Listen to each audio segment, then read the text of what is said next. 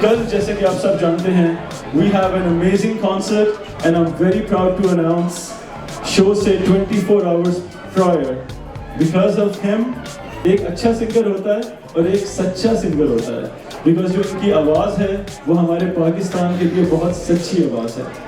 With his dedication to what he has served and done in Pakistan, چاہے وہ schools ہوں یا وہ hospitals ہوں, he is the voice of Pakistan.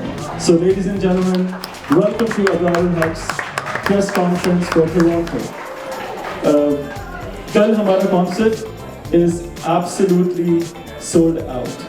We do not have any tickets left and I want to thank each and every one of you who are here and who are in Toronto for giving that confidence, that love and respect to this living legend. So thank you very much on behalf of Team Abrarul Haq and Sahara Foundation.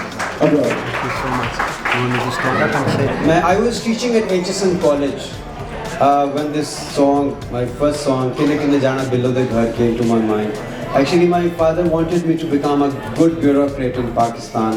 And whenever I sat to study, کوئی نہ کوئی گانا ذہن میں آنا شروع ہو جاتا. تو میں نے وہ لکھا, وہ گانا اوور نائٹ ہٹ ہو گیا اور میں نے ٹورس کرنے شروع کر دیے. I was flying in the air, بڑا فیمس سارا کچھ. And in 1996, on the 4th February, my mother passed away.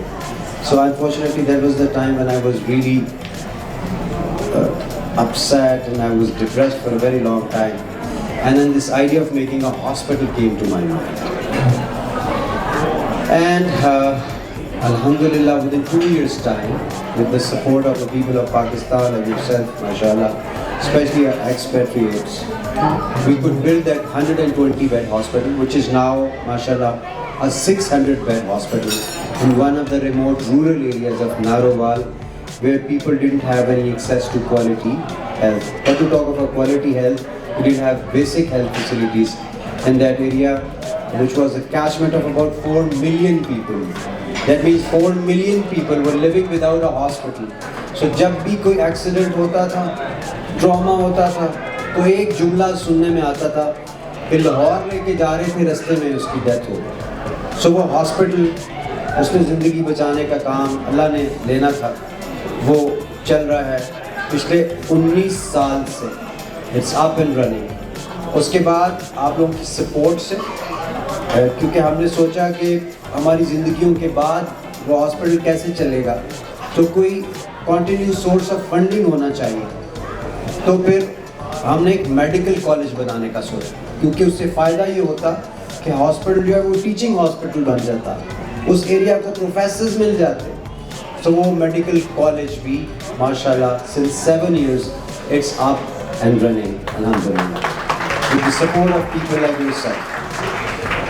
وہ میڈیکل کالج پیسے ارن کرتا ہے اور سہارا کی پاکٹ میں جاتے ہیں, اور سہارا کی وہ پاکٹ جو ہے وہ غریبوں کا مفت علاج کرتی ہے.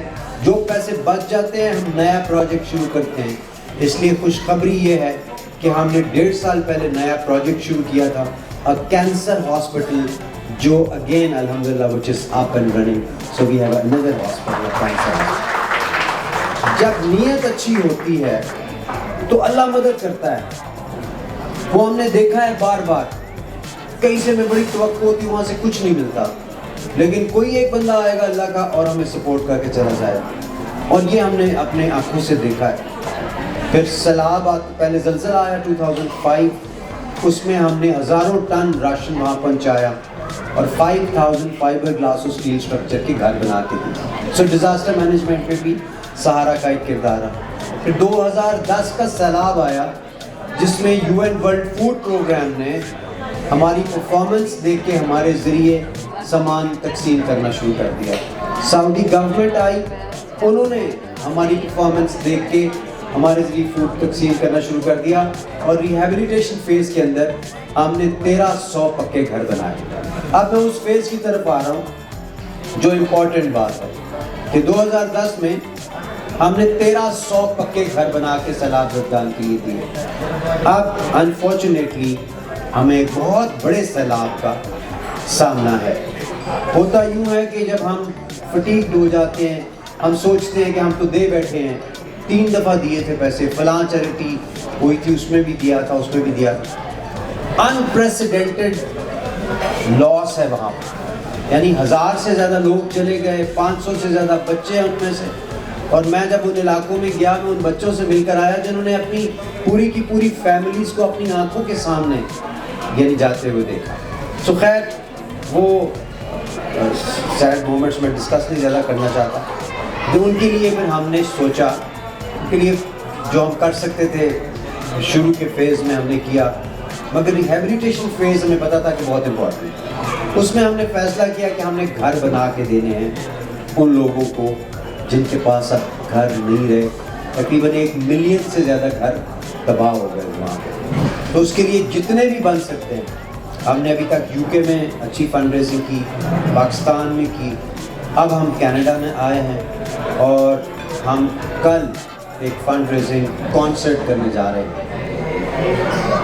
میں اس معاملے میں لکی ہوں کہ ریحان صدیقی میرے بہت ہی اچھے دوست, پروموٹر تو ایک ان کا کام ہے, is not just a promoter, I consider ہم کہ یہ ایک آرٹسٹ ہے.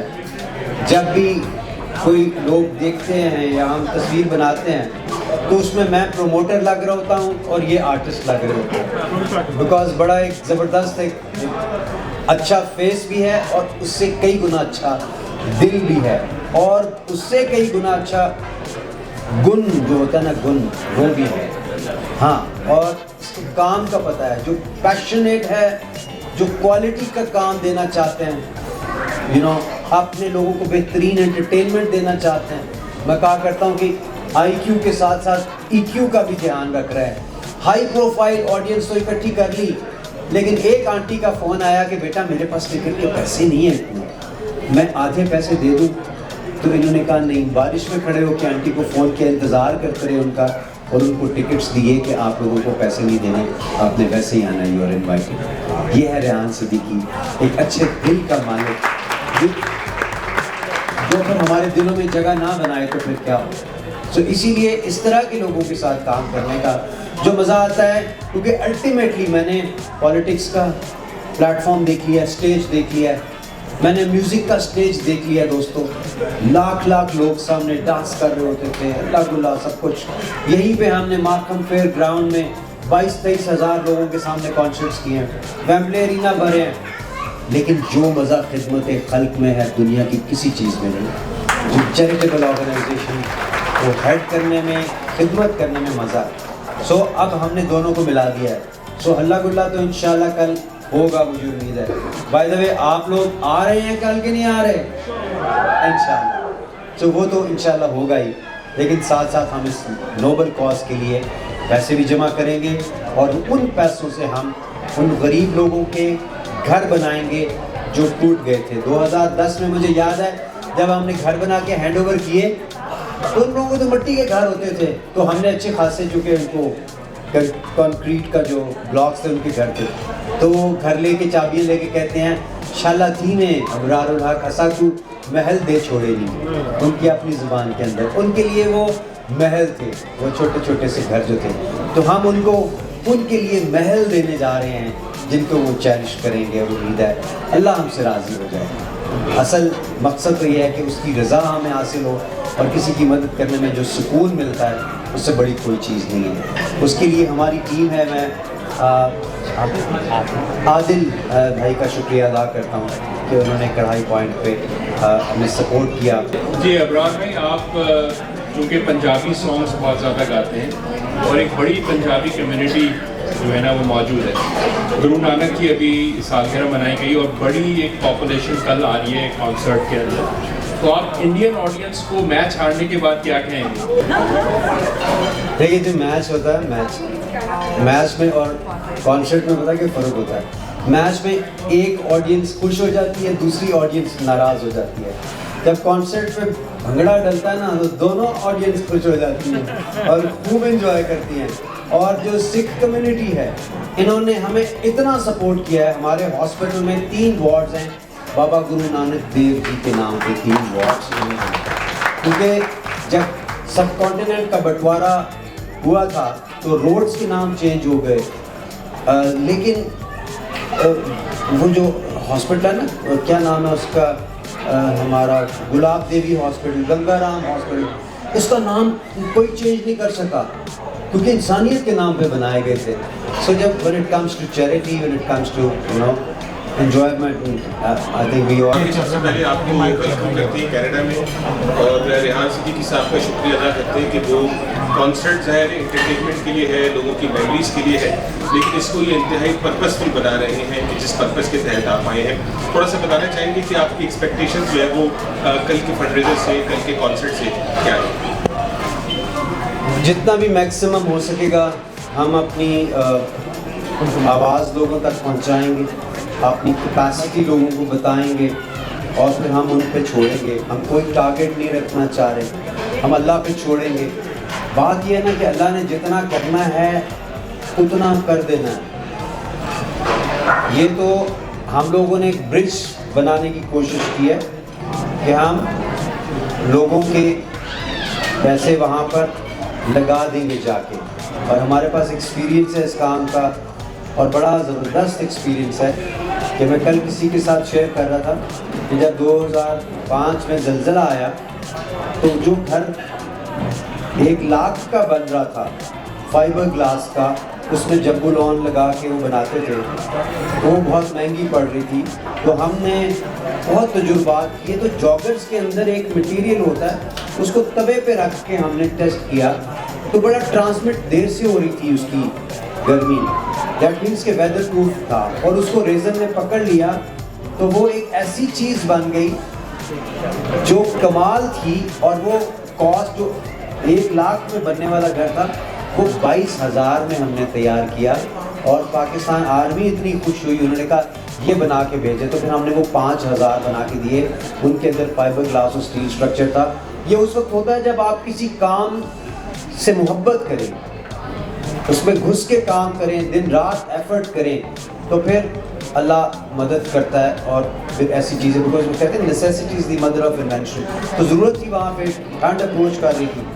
سو اسی طرح سے یہ والے گھر جو ہیں یہ بھی ہم اگر ہم دیکھیں تو 1250 پاؤنڈس کو آئی ڈونٹ نو آپ کنورٹ کریں, 2000 تقریباً 2000 کینیڈین ڈالرز بنتا ہے. اس میں ایک گھر ہم بنا کے دے سکیں گے.